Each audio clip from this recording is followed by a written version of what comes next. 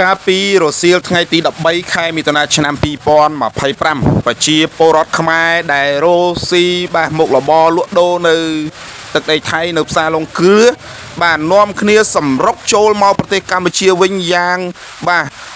លឿនរហ័សមែនទែនក្រោយពីកម្ពុជារបស់យើងបានបិទច្រកទ្វារដូងបាទក្រោយពីបិទច្រកទ្វារដូងបានធ្វើឲ្យអាជីវករខ្មែររបស់យើងមានការបាទស្លន់ស្លោភ័យបាទខ្លាចបិទច្រកទ្វារអន្តរជាតិប៉ោយប៉ែតដែរក៏នាំគ្នាសម្រុកចេញតាមច្រកទ្វារអន្តរជាតិប៉ោយប៉ែតបាទយ៉ាងភ្លុកទឹកភ្លុកដីតែម្ដងនៅរសៀលថ្ងៃទី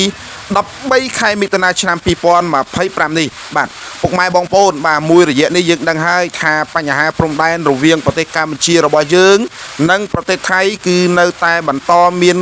ភាពតានតឹងនៅចំណុចមួយចំនួនហើយចំណុចមួយចំនួនទៀតក៏មិនសូវជាតឹងរឹងអីប្រមាណដែរបាទចំពោះម្សិលមិញនេះគឺខាងរាជរដ្ឋាភិបាលកម្ពុជារបស់យើងគឺបានបញ្ជាទៅកងកម្លាំងដែលឈរជើងនៅច្រកទ្វារអន្តរជាតិដូងដែលស្ថិតនៅក្នុងខេត្តបាត់ដំបងបានឲ្យបិទច្រកទ្វារដូងភ្លាមបណ្ដាលឲ្យមានការបាទស្ទះឡានរបស់ថៃក៏ដូចជាឡានរបស់ខាងកម្ពុជារបស់យើងផងដែរគឺมันអាចបានបាទมันអាចចូលមកប្រទេសកម្ពុជាបានហើយខាងភាគីថៃក៏มันអាចចេញទៅខាងថៃវិញបានធ្វើឲ្យទំនិញថៃនឹងត្រូវបានធ្វើឲ្យកកស្ទះឡានរាប់ពាន់ឡានតែម្ដងបាទអរគុណ